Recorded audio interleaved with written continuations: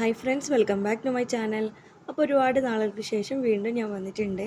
അപ്പോൾ ഇന്നത്തെ ഈ ഒരു വീഡിയോ എന്ന് പറയുന്നത് അമൃതം പൊടി കൊണ്ടുള്ള ഒരു അടിപൊളി റെസിപ്പിയാണ് കേട്ടോ.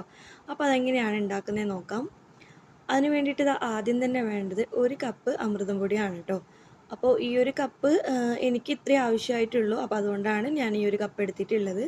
നിങ്ങൾക്ക് കൂടുതൽ ആവശ്യമുണ്ടെങ്കിൽ കപ്പിൻ്റെ അളവ് കൂട്ടാം. അതായത് അമൃതപ്പൊടിയുടെ അളവ് നമുക്കൊന്ന് കൂട്ടി കൊടുക്കാം കേട്ടോ. അതിനുശേഷം ഞാനൊരു ഫ്രൈ പാൻ എടുത്തിട്ടുണ്ട്. അപ്പോൾ ആ ഒരു പാനിലേക്ക് നമ്മൾ എടുത്ത് വെച്ചിട്ടുള്ള അമൃതം പൊടി ഇട്ട് കൊടുക്കാം. എന്നിട്ട് ജസ്റ്റ് ഇതൊന്ന് ചൂടാക്കിയെടുക്കാം കേട്ടോ. ഒരുപാട് ഇത് കുക്കായിട്ട് വരേണ്ട ആവശ്യമില്ല. കാരണം ഒരുപാട് അങ്ങ് ചൂടായി വരുമ്പോൾ ഇതിൻ്റെ കളറൊക്കെ ചേഞ്ചായി വരാനുള്ള ചാൻസ് കൂടുതലാണ്. അപ്പോൾ ജസ്റ്റ് ഒരു 5 മിനിറ്റ് ഇതുപോലെ ഒന്ന് ചെയ്തെടുത്താൽ മാത്രം മതിയാകും. അപ്പോൾ നമ്മുടെ ഈ ഒരു അമൃതം പൊടി വെച്ചിട്ട് നമുക്ക് ഒരുപാട് റെസിപ്പീസൊക്കെ ഉണ്ടാക്കാൻ പറ്റുന്നതാണ്. കാരണം അത്രയും ടേസ്റ്റുമാണ്. അതുപോലെ തന്നെ ഈ ഒരു അമൃതം പൊടി വെച്ചിട്ട് ഉണ്ടാക്കുന്ന റെസിപ്പീസൊക്കെ നമ്മുടെ കുട്ടികളൊക്കെ നന്നായിട്ട് തന്നെ കഴിക്കും. അപ്പോൾ ഇതുപോലെ ഒന്ന് ചൂടാക്കി എടുക്കുക. എന്നിട്ട് ജസ്റ്റ് ഒന്ന് ചൂടായതിന് ശേഷം നമുക്കിതിൻ്റെ ഫ്ലെയിം ഓഫ് ചെയ്യാം. ഞാനിത് ചെറിയ ലോ ഫ്ലെയിമിലിട്ടിട്ടാണ് കേട്ടോ ചെയ്തിട്ടുള്ളത്. അപ്പോൾ ഇത് കുറച്ച് തണുത്തതിന് ശേഷം ഞാനിത് ഒരു ബൗളിലേക്ക് ഇതൊന്ന് മാറ്റി കൊടുക്കുന്നുണ്ട്.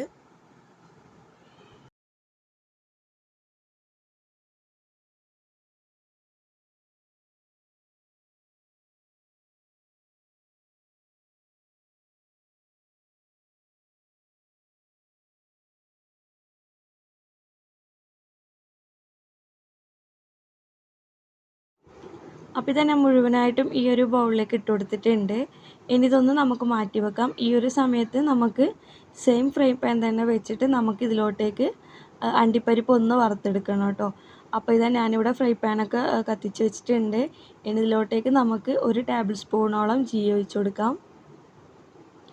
പിന്നെ ഇതിലോട്ടേക്ക് ആവശ്യമായിട്ടുള്ളത് 1/4 കപ്പ് അണ്ടിപ്പരിപ്പാണ് കേട്ടോ. അപ്പം ഞാനിവിടെ അണ്ടിപ്പരിപ്പ് ചെറിയ ചെറിയ പീസാക്കിയിട്ട് കട്ട് ചെയ്ത് കൊടുത്തിട്ടുണ്ട്. അപ്പോൾ അതും കൂടെ നമുക്ക് ഈ ഒരു ഫ്രൈ പാനിലേക്ക് ഇട്ട് കൊടുക്കാം. എന്നിട്ട് നന്നായിട്ട് തന്നെ ഇതൊന്ന് വറുത്തെടുക്കണം. ഇതിൻ്റെ കൂടെ വേണമെങ്കിൽ നമുക്ക് മുന്തിരിയും കൂടി ഇട്ട് കൊടുക്കാം കേട്ടോ. പക്ഷേ കുട്ടികൾക്ക് അത്ര അതിൻ്റെ ടേസ്റ്റ് ഇഷ്ടമുണ്ടാവില്ല. അതുകൊണ്ടാണ് ഞാനിവിടെ അണ്ടിപ്പരിപ്പ് മാത്രം ഇട്ട് കൊടുത്തിട്ടുള്ളത്. അപ്പോൾ ഇത് അത്യാവശ്യം നല്ല രീതിയിൽ തന്നെ ആയി വന്നിട്ടുണ്ട്. അപ്പോൾ ഇനി ഇതിലോട്ടേക്ക് നമുക്ക് അടുത്തതായിട്ട് ചേർക്കാനുള്ളത് തേങ്ങയാണ് കേട്ടോ. അപ്പോൾ ഞാനിവിടെ 1/2 കപ്പ് തേങ്ങയാണ് എടുത്തിട്ടുള്ളത്. ആ ഒരു തേങ്ങയും കൂടെ നമുക്ക് ഈ ഒരു അണ്ടിപ്പരിപ്പിൻ്റെ കൂടെ നന്നായിട്ട് തന്നെ ഫ്രൈ ചെയ്തെടുക്കാം. അതായത് നല്ല രീതിയിലൊന്ന് ഡ്രൈ ആക്കിയെടുക്കാം.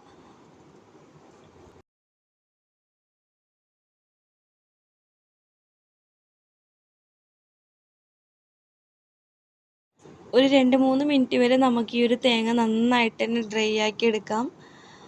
ഇപ്പം തന്നെ ഈ ഒരു തേങ്ങ നമ്മളിങ്ങനെ ചെയ്യുന്ന സമയത്ത് നല്ലൊരു സ്മെല്ലാണ് കേട്ടോ ഇതിൽ നിന്ന് വരുന്നത്. കാരണം ആ ഒരു ഗീയിൽ കിടന്ന് ഈ ഒരു അണ്ടിപ്പരിപ്പ് തേങ്ങയും കൂടെ നന്നായിട്ട് തന്നെ യോജിച്ച് വരുന്നുണ്ട്. അപ്പോൾ ആ ഒരു സമയത്ത് നല്ലൊരു സ്മെല്ലാണ്. അതുപോലെ തന്നെ നമ്മളെ കുട്ടികൾക്കൊക്കെ ഇത് ഉണ്ടാക്കി കൊടുക്കുമ്പോൾ അവരൊക്കെ ഇഷ്ടത്തോടു കൂടി കഴിക്കുന്ന ഒരു ഐറ്റം തന്നെയാണ് ഈ ഒരു ലഡു. അപ്പോൾ ഞാനിവിടെ നല്ല രീതിയിൽ തന്നെ ഈ ഒരു തേങ്ങയൊക്കെ നല്ല രീതിയിൽ തന്നെ വറുത്തെടുത്തിട്ടുണ്ട്. എന്നിട്ട് നമുക്ക് ഇതിൻ്റെ ഫ്ലെയിം ഒന്ന് ഓഫ് ചെയ്ത് കൊടുക്കാം. അതിനുശേഷം നമ്മൾ നേരത്തെ എടുത്ത് വെച്ചിട്ടുള്ള അമൃതം പൊടിയിലേക്ക് നമുക്ക് ഈ ഒരു തേങ്ങയും അണ്ടിപ്പരിപ്പും കൂടെ ഇട്ട് കൊടുക്കാം.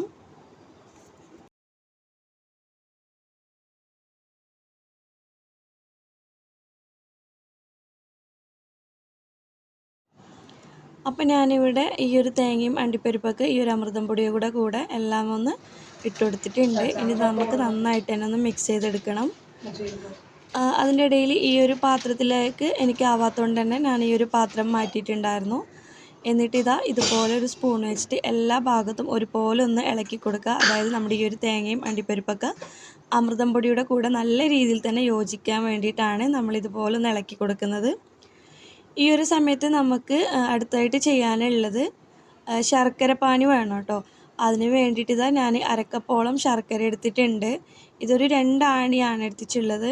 അപ്പോൾ ഇത് ചെറിയ ചെറിയ പീസാക്കി കട്ടാക്കിയതിന് ശേഷം ഞാനിത് ഒരു 1/4 കപ്പ് വെള്ളം കൂടെ ഒഴിച്ചിട്ട് നന്നായിട്ട് തന്നെ ഈ ഒരു ശർക്കര മെൽറ്റ് ചെയ്തെടുക്കുന്നുണ്ട്. ഒരു 2-3 മിനിറ്റ് കൊണ്ട് തന്നെ ഇത് നല്ല രീതിയിൽ മെൽട്ടായിട്ട് കിട്ടും. ഈ ഒരു ശർക്കരപ്പാനി ഒരുപാട് അങ്ങ് തിക്കായിട്ട് വരേണ്ട ആവശ്യമൊന്നുമില്ല. ജസ്റ്റ് ഈ ഒരു കട്ടയൊക്കെ മാറിക്കിട്ടി ഒരു ചെറിയ രീതിയിലൊരു പാനിയായി കിട്ടിയ ആ ഒരു സമയത്ത് തന്നെ നമുക്കിതിൻ്റെ ഫ്ലെയിം ഓഫ് ചെയ്യാവുന്നതാണ്. ഞാനിതിൽ ഒരു 2 എണ്ണമാണ് കേട്ടോ ശർക്കര എടുത്തിട്ടുണ്ടായിരുന്നത്. എനിക്ക് ആ ഒരു മധുരം മാത്രം മതി. അപ്പോൾ നിങ്ങൾക്ക് മധുരമൊക്കെ കൂട്ടണമെങ്കിൽ ശർക്കരയുടെയൊക്കെ അളവ് നിങ്ങൾക്കൊന്ന് കൂട്ടിക്കൊടുക്കാവുന്നതാണ്. ശർക്കരയുടെയും അതുപോലെ തന്നെ അമൃതപ്പൊടിയുടെയൊക്കെ അളവ് നിങ്ങൾക്ക് നിങ്ങളെ ഇഷ്ടാനുസരണം തന്നെ കൂട്ടിക്കൊടുക്കാവുന്നതാണ്.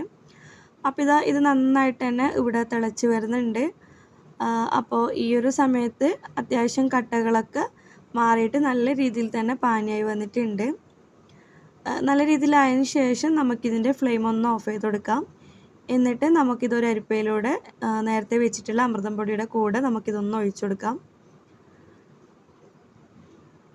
അപ്പോൾ ഇത് ഒരുപാട് അങ്ങ് തിക്കായിട്ടൊന്നും ഇല്ല. നല്ല രീതിയിൽ ഏകദേശം കുറുകി വരുന്ന സമയത്ത് തന്നെ ഞാൻ ഫ്ലെയിം ഓഫ് ആക്കിയിട്ടുണ്ടായിരുന്നു. എന്നിട്ട് ആ ഒരു ചൂടോടുകൂടി തന്നെയാണ് ഞാൻ ഇതിലോട്ടേക്ക് ഒഴിച്ചു കൊടുത്തിട്ടുള്ളത്. എന്നിട്ട് നമുക്കൊരു സ്പൂൺ വെച്ചിട്ട് ഇതുപോലെ എല്ലാ ഭാഗത്തും ഇത് നന്നായിട്ട് തന്നെ യോജിക്കുന്ന രീതിയിൽ നമുക്കിതുപോലെ ഒന്ന് ചെയ്തെടുക്കാം. നമ്മൾ കൈ വെച്ചിട്ട് ഈ ഒരു സമയത്ത് ചെയ്യേണ്ട കേട്ടോ. കാരണം അത്യാവശ്യം നല്ല ചൂടുണ്ടാവും ഈ ഒരു ശർക്കര പാനി ഒഴിക്കുന്ന ആ ഒരു സമയത്ത്. അപ്പോൾ നമുക്കിതുപോലെ ഒരു സ്പൂൺ വെച്ചിട്ടോ അല്ലെങ്കിൽ ഒരു ചെറിയൊരു തവി വെച്ചിട്ടോ നമുക്കിതുപോലെ എല്ലാ ഭാഗത്തും യോജിക്കുന്ന രീതിയിൽ നല്ല രീതിയിൽ തന്നെ ആക്കി കൊടുക്കാം. അപ്പോൾ ഇത് അത്യാവശ്യം നല്ലൊരു കട്ടിയായിട്ട് തന്നെയാണ് ഉള്ളത്. കാരണം ഈ ഒരു പരുവത്തിൽ തന്നെയാണ് നമുക്കിത് വേണ്ടതും. കാരണം ആ ഒരു സമയത്തായിരിക്കും നമുക്കിതൊരു ബോൾ ഷേപ്പിൽ നമുക്ക് ചെയ്തെടുക്കാൻ പറ്റുന്നത്. പിന്നെ ഇതിലോട്ടേക്ക് ഒരു ടേസ്റ്റിൻ്റെ ഇതിന് വേണ്ടിയിട്ട് ഒരു കാൽ ടീസ്പൂൺ ഏലക്കായ്പ്പൊടിയും കൂടെ ഞാൻ ഇതിൻ്റെ കൂടെ ഒന്ന് ചേർത്ത് കൊടുത്തിട്ടുണ്ട്. കാരണം ഏലക്കായ്പ്പൊടിയും കൂടെ ഇട്ട് കൊടുക്കുന്ന സമയത്ത് നല്ലൊരു സ്മെല്ലും അതുപോലെ തന്നെ നല്ലൊരു ടേസ്റ്റി ആയിരിക്കും ഈ ഒരു ലഡു. എന്നിട്ട് നമുക്കിത് ജസ്റ്റ് ഒരു ചെറിയൊരു രീതിയിൽ ചൂടാറിയതിന് ശേഷം കയ്യിൽ അല്പം ഗീ ഒന്ന് പുരട്ടി കൊടുത്തിട്ട് നമുക്കിതുപോലൊരു ബോൾ ഷേപ്പിലാക്കിയെടുക്കാം. നല്ലൊരു ടേസ്റ്റി ആയിട്ടുള്ള ഒരു ലഡുവാണ് കേട്ടോ ഇത്. കുട്ടികൾക്കൊക്കെ സ്കൂളൊക്കെ വിട്ട് വരുന്ന സമയത്ത് നമ്മൾ ഉണ്ടാക്കി കൊടുക്കുകയാണെങ്കിൽ അവരൊക്കെ നന്നായിട്ട് തന്നെ കഴിച്ചോളും.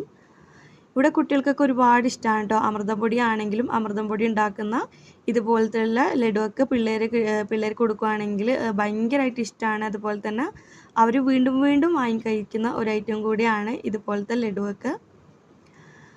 അപ്പം ഞാനിവിടെ ഒരു അരക്കപ്പാണല്ലോ ഞാനിവിടെ അമൃതം പൊടി എടുത്തിട്ടുണ്ടായിരുന്നത്. അപ്പോൾ ആ ഒരു അമൃതം പൊടി കൊണ്ട് എനിക്ക് ഇത്രയും ബോൾസാണ് കിട്ടിയിട്ടുള്ളത്.